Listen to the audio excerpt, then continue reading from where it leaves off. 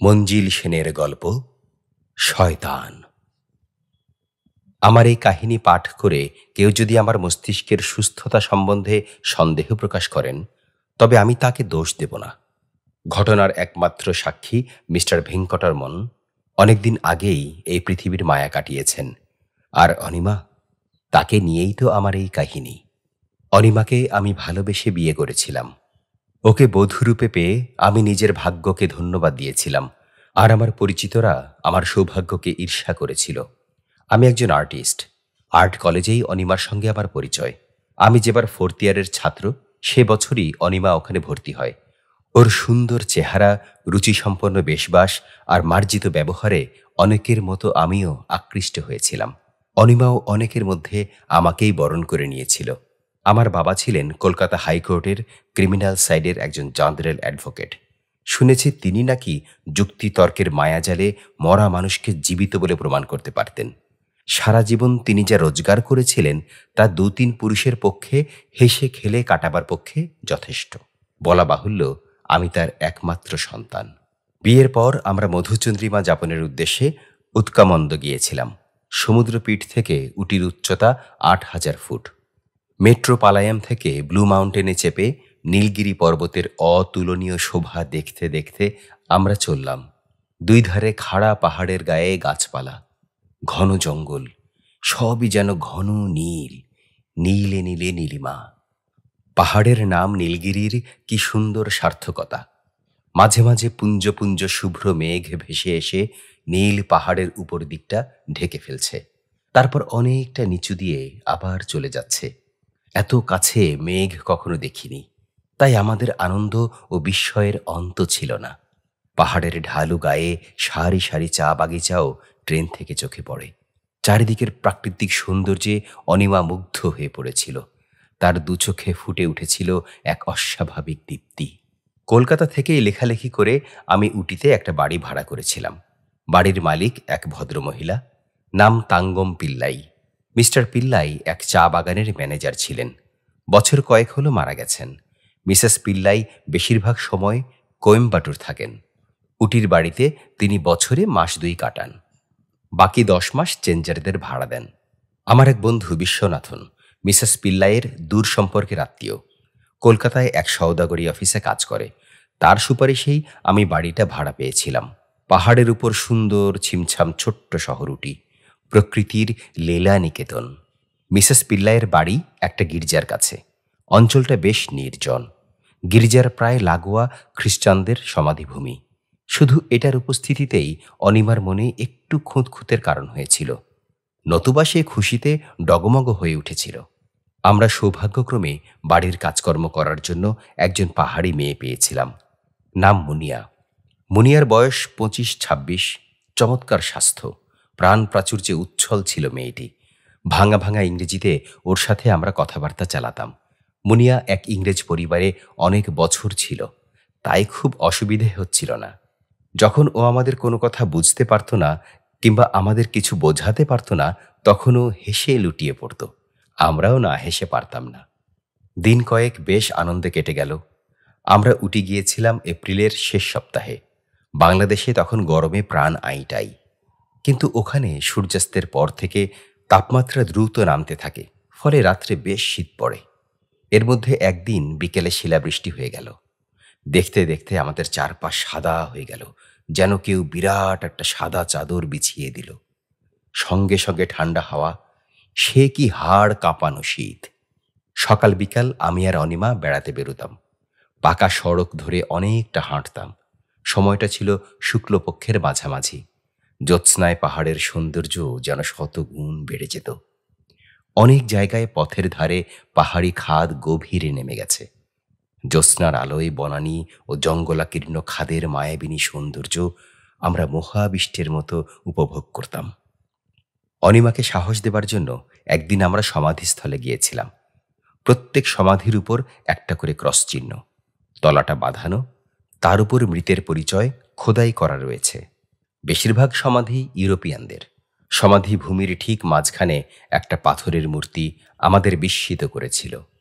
মূর্তিটি প্রায় এক মানুষ সমান, একটা উঁচু বেদির উপর দাঁড়িয়ে আছে। মূর্তির মুখে একটা পৈশাচিক নিষ্ঠুরতার ছাপ, কুঁতকুতে চোখ দুটিতে যেন শয়তানের দৃষ্টি। একটু তাকিয়ে থাকলে অস্বস্তি বোধ হতে থাকে, মনে হয় চোখ দুটো যেন জীবন্ত। সমাধি ভূমিতে মূর্তিটা কেমন যেন বেখাপ্পা। পরে জেনেছিলাম জীবিতকালে ওই মূর্তির নাম ছিল হেনরি। এই অঞ্চলের এক চা বাগানের সে ছিল মালিক। নৃশংসতায় তার জুড়ি মেলা ভার। তার অধীনস্থ কুলি মজুরদের উপর সে অকথ্য নির্যাতন চালাত। সামান্য কারণে তার চাবুক নির্দয় হয়ে উঠত। তার বুটের লাথি খেয়ে কতজন যে জীবন হারিয়েছে তার হিসেব নেই। মেয়েরাও রেহাই পেত না। শয্যা সঙ্গিনীর প্রয়োজনে কুলি মজুরদের সুশ্রী স্বাস্থ্যবতী মেয়ে বউদের সে ঘর থেকে টেনে বের করে আনত। স্বেচ্ছায় না এলে চাপকাত। কেউ বাধা দিতে গেলে তার কপালে জুটত প্রচণ্ড প্রহার। হেনরি নিজেও ছিল বলিষ্ঠ। তার অত্যাচারে কুলিদের মধ্যে চাপা বিক্ষোভ থাকলেও হিংস্র মাতাল সাহেবটাকে তারা জুজুর মতো ভয় করত। তাছাড়া তখন ছিল পুরো ইংরেজ রাজত্ব। সাদা চামড়ার প্রতি স্বভাবজাত ভীতি দেশীয় লোকদের মধ্যে প্রবল ছিল। স্থানীয় পুলিশ সুপার ছিলেন হেনরির বিশেষ বন্ধু। তাই পরপর কয়েকটা খুনের ঘটনা ধামাচাপা পড়ে গিয়েছিল। কুলি মজুর হত্যার অপরাধে সাদা চামড়ার বিচার তখনকার দিনে হয় অকল্পনীয় ছিল, নতুবা প্রহসনে দাঁড়িয়েছিল। তাছাড়া টাকা দিয়ে লোকের মুখ কেমন করে বন্ধ করতে হয় ধূর্ত হেনরি তা ভালোভাবেই জানত। এহেন ব্যক্তির মূর্তি সমাদরে গির্জার সমাধিভূমিতে স্থান পেয়েছে ভেবে আমি আশ্চর্য হয়েছিলাম। কিন্তু এই পৃথিবীতে বিস্ময়ের কিছু নেই। টাকায় কি না সম্ভব। জীবিতকালেই হেনরি গির্জার অধ্যক্ষকে প্রস্তাব দিয়েছিল, যদি তার মূর্তি সমাধিভূমিতে স্থাপন করা হয় তবে গির্জার কোষাগারে সে প্রচুর টাকা দান করবে। হেনরি বিয়ে করেনি। চা বাগান থেকে তার বাৎসরিক আয় ছিল প্রচুর। সুতরাং দুহাতে টাকা উড়িয়েও সে শেষ করতে পারত না। গির্জার অধ্যক্ষ তার প্রস্তাবিত দানের টাকার অঙ্ক শুনে প্রলোভন সংবরণ করতে পারেননি এবং তারই ফলে জীবিতকালেই হেনরির মর্মর মূর্তি সমাধিভূমিতে স্থাপন করা হয়। অদৃষ্টের এমন পরিহাস, যেদিন এই মূর্তি প্রতিষ্ঠিত হয় ঠিক সেই রাত্রে হেনরি নৃশংসভাবে নিহত হয়। এক মজুরের বউকে এসে ধরে এনেছিল তার বাংলোয়। আত্মপ্রসাদে সেদিন তার খোশ মেজাজে ছিল। কামনা চরিতার্থের পর কয়েক বোতল সুরা পান করে সে বেহুঁশ হয়ে পড়েছিল। সেই সুযোগে কুলি বউটি একটা ছুরি দিয়ে তার কণ্ঠনালী দুফাক করে দেয়। হেনরি কোনো রকম বাধাই দিতে পারেনি। বউটি অবশ্য নিজেও আর বাঁচেনি। পাহাড়ের গভীর খাদে লাফিয়ে পড়ে সমস্ত গ্লানি থেকে মুক্তি পেয়েছিল। অবশ্য এটা বহুদিন আগের ঘটনা। গির্জার পাশ দিয়ে রাস্তাটা ছিল চড়াই। সেই চড়াই পেরিয়ে কিছুটা গেলেই মিস্টার ভেঙ্কটরমণের বাড়ি। ভদ্রলোক বিপত্নিক। দুই ছেলের একজন দিল্লি আর একজন ব্যাঙ্গালোরে উঁচু পদে কাজ করে। একমাত্র মেয়ের ভালো বিয়ে হয়েছে, থাকে বোম্বের নাসিকে। মিস্টার ভেঙ্কটরমণের চাকুরি জীবন কিন্তু কেটেছে কলকাতায়। বাংলা ভালো বুঝতে পারেন এবং বঙ্গদেশের প্রতি তার গভীর মমতা কথাবার্তার মধ্যে ফুটে ওঠে। আমরা বাঙালি দেখে যেচে আমাদের সঙ্গে আলাপ করেছিলেন। এই বিদেশ বিভুঁইয়ে তিনি আমাদের প্রকৃত হিতৈষী হয়ে উঠেছিলেন। তার মুখেই হেনরির কীর্তিকলাপ শুনেছিলাম। দিনগুলি যেন দেখতে দেখতে কেটে গেল। অনিমার ফর্সা গালে লাল ছোপ পড়ল, আর আমিও ওজন বাড়ছে তা বুঝতে পারলাম। পূর্ণিমা পার হয়ে আমরা অমাবস্যা তিথিতে পড়লাম। হঠাৎ একদিন অনিমা জানালো যে মুনিয়া নাকি থাকতে চাইছে না। আমি একটু অবাক হয়েই কারণ জানতে চাইলাম। অনিমা বলল আমি যেন মুনিয়ার কাছ থেকেই কারণটা জেনে নেই। অনিমার আচরণ আমার কাছে বেখাপ্পা ঠেকল। যাই হোক, আমি আর কথা বাড়ালাম না। রাত্রে খাওয়া দাওয়ার পাট চুকে যাবার পর আমি মুনিয়াকে একটু আড়ালে ডেকে নিয়ে ব্যাপার কি জানতে চাইলাম। মুনিয়া বলল তার বাপ ঠাকুরদা সকলেই চা বাগানের শ্রমিক ছিল। আমরা যে বাড়িটা ভাড়া নিয়েছি আগে সেখানেই ছিল কবরখানার শয়তান সাহেবের বাংলো। সাহেব খুন হয়েছিল মে মাসের অমাবস্যার রাত 11টায়। ফি বছর ওই রাত্রে ঠিক 11টায় সাহেবের আত্মা জেগে ওঠে। পাথরের মূর্তিতে শয়তান এসে ভর করে, আর সেই শয়তান সাহেবটা তার নিজের বাংলোয় ফিরে আসে। আমি অবাক হয়ে বললাম, সাহেবের বাংলো তো এখন আর নেই। মুনিয়া জবাব দিল, তা না থাক, ঠিক জায়গায় এই বাড়িটা তো আছে। এই বাড়ির যিনি মালকিন তিনি নাকি কখনো মে মাসের অমাবস্যার রাত্রে এই বাড়িতে কাটান না। আমি জিজ্ঞেস করলাম সেই শয়তান সাহেবকে কেউ কখনো সচক্ষে দেখেছে কিনা। এই প্রশ্নের ঠিক উত্তর মুনিয়া দিতে পারল না। তার বাপ ঠাকুরদার মুখে সে এই কাহিনী শুনেছে, তা সে কেমন করে অবিশ্বাস করবে। তাছাড়া প্রতি বছর এই ভয়াবহ রাতের পর এই বাড়িতে নাকি উৎপাতের চিহ্ন দেখা যায়। মনে হয় কেউ যেন ভীষণ আক্রোশে সব কিছু লণ্ডভণ্ড করে একটা বিশৃঙ্খলা সৃষ্টি করে গেছে। বৃষ্টি ভেজা রাত্রে ওই নরম মাটির উপর বড় বড় পায়ের ছাপও দেখা যায়। আমার বুঝতে কষ্ট হলো না এই কাহিনীর পেছনে আছে একটা অশিক্ষাজনিত কুসংস্কার। কুলি মজুরদের মধ্যে যা শাখা প্রশাখা বিস্তার করে বেশ ভালোভাবেই শেকড় গেড়ে বসেছে। আমি মুন্নিকে অভয় দিয়ে বললাম, আমরা তো আছি, তার কোনো ভয়ের কারণ নেই। সে কিন্তু কিছুতেই থাকতে রাজি হলো না, তবে কথা দিল অমাবস্যার রাতটা কাটার দিন 2 পর সে ফিরে আসবে। আমি মনে মনে হিসেব করে দেখলাম অমাবস্যার আর মাত্র কটা দিন বাকি। পরদিন সকালে ভেঙ্কটরমণের সঙ্গে দেখা করে মুন্নির মুখে শোনা কাহিনী তাকে আমি খুলে বললাম। সব শুনে তিনি বললেন যে এখানকার নিম্ন শ্রেণীর লোকদের মধ্যে এ ধরনের একটা প্রবাদ চালু আছে বলে তিনিও শুনেছেন, কিন্তু কোনো নির্ভরযোগ্য প্রমাণ তিনি পাননি। খালি বাড়িতে চোরের উপদ্রব মোটেও অসম্ভব নয়, সেটাই ফেনিয়ে অমাবস্যার রাত্রে উৎপাতের সঙ্গে জুড়ে বেশ একটা চমকদার গল্প সৃষ্টি করা হয়েছে। সমস্ত ব্যাপারটাই আজগুবি আর কুসংস্কার বলে তিনি উড়িয়ে দিলেন। অনিমা কিন্তু মুনিয়ার মুখে হেনরির প্রেতাত্মার সজীব হয়ে ওঠার কাহিনী শোনার পর থেকে বেশ মুষড়ে পড়েছিল। সামান্য কারণে চমকে ওঠা, কারো পায়ের শব্দ শুনলে ভয়ে বিবর্ণ হয়ে যাওয়া, এসব ছাড়াও একটা ঘোর আতঙ্ক ওকে যেন পেয়ে বসেছিল। আমি ওর অবস্থা দেখে ভীষণ চিন্তিত হয়ে পড়লাম। কলকাতা ফিরে যাব কিনা ভাবছিলাম। মিস্টার ভেঙ্কটরমণকে আমার অভিপ্রায় জানাতেই তিনি কিন্তু ঘোর প্রতিবাদ করলেন। একটা গাঁজাখুরি প্রবাদে ভয় পেয়ে আমাদের পালিয়ে যাওয়া তিনি মেনে নিতে পারলেন না। বিশেষ করে আমি যখন 3 মাসের টাকা আগাম দিয়ে বাড়ি ভাড়া করেছি। ভেঙ্কটরমণের কথায় আমার পৌরুষে ঘা লাগলো। ছোটবেলা থেকেই আমার খুব সাহস। একবার মফস্বলে বন্ধুদের সঙ্গে বেড়াতে গিয়ে বাজি ধরে আমি একা গভীর রাত্রে শ্মশানে ঘুরে এসেছিলাম। ভেবেচিন্তে আমি স্থির করলাম, না, কলকাতায় ফিরব না, বরং অনিমাকে চোখে চোখে রাখব আর ওর মন থেকে ভয় দূর করার জন্য যথাসাধ্য চেষ্টা করব। সেই মতো অনিমাকে নিয়ে আমি খুব বেড়াতে লাগলাম। উটি থেকে কিছু নিচে আর একটা শৈলনিবাস কুনুরে 2 দিন কাটিয়ে এলাম। কুনুরে সিমস পার্ক দেখে অনিমার ভালো লাগলো। চমৎকার সাজানো গোছানো উদ্যান সিমস পার্ক। বাহারি পাতা নিপুণভাবে কেটে কেমন সুন্দর সব পশু পাখির প্রতিকৃতি ফুটিয়ে তোলা হয়েছে।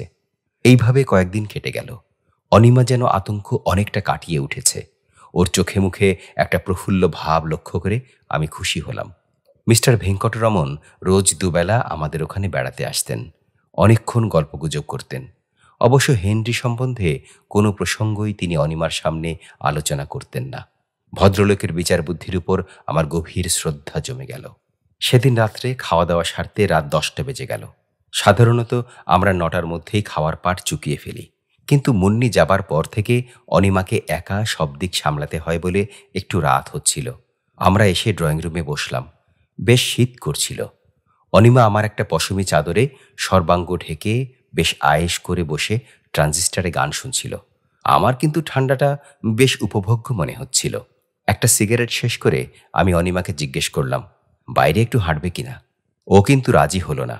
সারাদিনের খাটাখাটুনির পর আর ওর হাঁটবার ইচ্ছে নেই। আসলে অনিমা একটু শীতকাতুরে, বাইরে ঠান্ডায় বেরোতেই ওর যত অনিচ্ছা। আমি একটা গরম ওভারকোট গায়ে চাপিয়ে বললাম, তবে আমি একাই একটু ঘুরে আসি। অনিমার 2 চোখে একটা ত্রাসের ভাব ফুটে উঠল। মুখও যেন একটু বিবর্ণ হলো। ও আমার দিকে ভীরু চোখে তাকিয়ে বলল, রাত হয়ে গেছে, আমি না হয় আর নাই বেরোলাম। আমি ওকে ভীরু কপতি বলে ঠাট্টা করলাম। তারপর আদর করে ওর গালে হাত বুলোতে বুলোতে বললাম যে 10-15 মিনিটের মধ্যেই আমি আসব। তাছাড়া কাছেই থাকব। রাত্রে খাওয়ার পর একটু হাঁটা আমার বরাবরের অভ্যেস, না হলে ঘুমই আসে না। অনিমা একথা জানত, তাই আর বাধা দিল না। গির্জার এদিকটা বেশ অন্ধকার। আকাশের দিকে তাকিয়ে চাঁদের দেখা পেলাম না। বাড়ির সামনে পায়চারি করছিলাম। বাইরে থেকে জানলা দিয়ে অনিমাকে দেখতে পাচ্ছি। ঘরের মাঝখানে একটা চেয়ারে হেলান দিয়ে বসে ও যেন চোখ বুজে গান শুনছে। দ্বিতীয় সিগারেটটা শেষ করে ভাবলাম গির্জা ছাড়িয়ে খানিকটা গিয়ে ফিরে আসব। বড় বড় পা ফেলে আমি হাঁটা শুরু করলাম। গির্জা ছাড়িয়ে এগুতেই ঢং ঢং করে রাত 11টা ঘোষণা করল। ফেরার পথে আমার কি খেয়াল হলো, ভাবলাম সমাধি ভূমিটা ঘুরে হেনরির মূর্তিকে একবার দেখে যাই।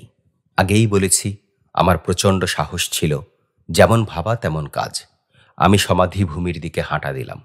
ভেতরে ঢুকবার কাঠের গেটটা দেখলাম খোলাই রয়েছে। আমি ভেতরে ঢুকে পড়লাম।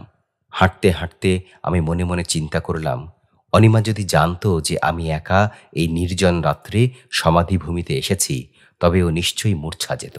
কথাটা মনে হতেই আমি হেসে উঠলাম। ততক্ষণে আমি হেনরির মূর্তি যেখানে ছিল সেখানে চলে এসেছি।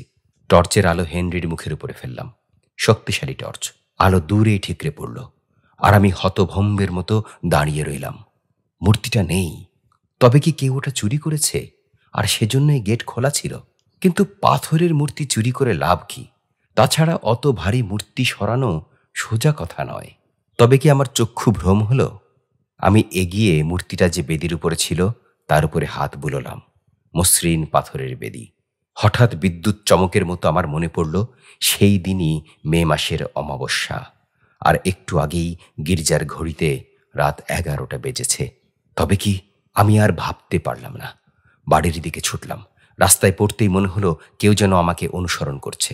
চারিদিকে টর্চের আলো ফেললাম, কিন্তু কাউকে দেখতে পেলাম না। স্বীকার করতে লজ্জা নেই, একটা ভীষণ ভয় আমাকে পেয়ে বসল। আমি আর না দৌড়ে হাঁটতে শুরু করলাম, আর সঙ্গে সঙ্গে আমার সমস্ত গায়ে কাঁটা দিয়ে উঠল। রাস্তার পাশে ঘন ইউক্যালিপটাস গাছগুলির ফাঁক দিয়ে কেউ যেন আমার সঙ্গে সমান তালে পা ফেলে হাঁটছে। শুকনো পাতার উপর লম্বা লম্বা পা ফেলে চলার শব্দ আমি স্পষ্ট শুনতে পেলাম। আমি দাঁড়িয়ে পড়লাম। পায়ের শব্দটাও সঙ্গে সঙ্গে থেমে গেল।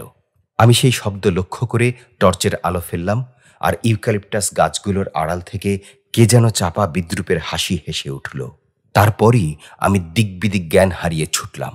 আর ভয় পাওয়ার দরুন কিংবা অন্য যে কারণেই হোক, বাড়ির দিকে উল্টো মুখ করে আমি ছুটতে লাগলাম। হঠাৎ অন্ধকার ফুঁড়ে একটা ছায়ামূর্তি আমার পথ রোধ করে দাঁড়ালো। আমি তাকে পাশ কাটিয়ে যাবার চেষ্টা করতে একটা শক্ত হাত আমার ডান বাহুমূল চেপে ধরল। আমি চিৎকার করবার চেষ্টা করলাম, কিন্তু আতঙ্কে আমার গলা দিয়ে কোনো স্বর বেরুল না। পরক্ষণেই মিস্টার ভেঙ্কটরমণের গলা শুনতে পেলাম। হোয়াটস রং উইথ ইউ? আপনি দৌড়চ্ছেন কেন? আমার মনে সাহস ফিরে এলো। হাঁপাতে হাঁপাতে আমি সমাধিভূমিতে কি দেখেছি তাকে বললাম। আমার কথা শুনে ভদ্রলোক অবিশ্বাসের হাসি হাসলেন। তারপর বললেন, আপনার নিশ্চয়ই ভুল হয়েছে, চলুন তো দেখে আসি। আমরা দুজনে আবার সমাধিভূমির দিকে চললাম। আশ্চর্য, এবার কিন্তু গেট বন্ধ, অথচ আমি হলপ করে বলতে পারি ওটা আমি বন্ধ করিনি। হেনরির মূর্তির কাছে এসে টর্চ জ্বালিয়ে আমি দ্বিতীয়বার হতভম্ব হলাম। মূর্তিটা বেদির উপর দাঁড়িয়ে আছে। শক্তিশালী টর্চের তীব্র আলোয় ওর চোখ দুটো যেন শয়তানের মতো হাসছে। মিস্টার ভেঙ্কটরমণ বললেন, দেখলেন তো আপনার কেমন চোখের ভুল হয়েছিল? মূর্তিটার কাছেই তিনি দাঁড়িয়েছিলেন।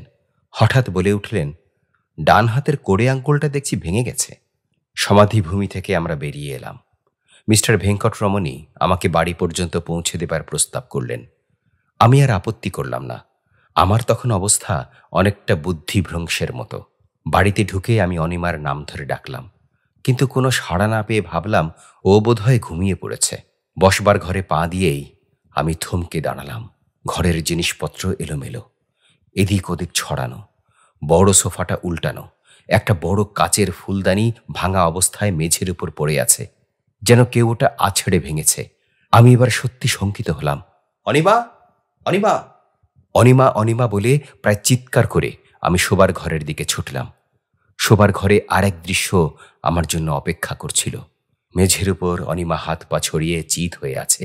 ওর বেশবাস বিপর্যস্ত, চোখ দুটো যেন ঠিকরে বেরিয়ে আসছে, মুখে একটা দারুণ আতঙ্কের ছাপ। কোনো কারণে ভীষণ ভয় পেয়ে অনিমা অজ্ঞান হয়ে গেছে। আমি নিজেকে ধিক্কার দিলাম। কেন ওকে একা রেখে বাইরে গিয়েছিলাম? ওর মাথাটা কোলে তুলে নিয়ে আমি ওর নাম ধরে ডাকতে লাগলাম। কপালে হাত দিয়েই আমি চমকে উঠলাম। শরীরটা যেন হিম হয়ে গেছে। মিস্টার ভেঙ্কটরমণ আমার পেছন পেছন শোবার ঘরে এসেছিলেন। তিনি তাড়াতাড়ি অনিমার পাশে হাঁটু গেড়ে বসে ওর নরম কবজি নিজের হাতে তুলে নাড়ি পরীক্ষা করতে গেলেন। তারপর হঠাৎ দাঁড়িয়ে বোধহয় ডাক্তারের সন্ধানে খোলা দরজা দিয়ে প্রায় ছুটে বেরিয়ে গেলেন। কিন্তু ততক্ষণে আমার সব সন্দেহের নিরসন ঘটেছে। অনিমা, আমার প্রিয়তমা অনিমা আর বেঁচে নেই।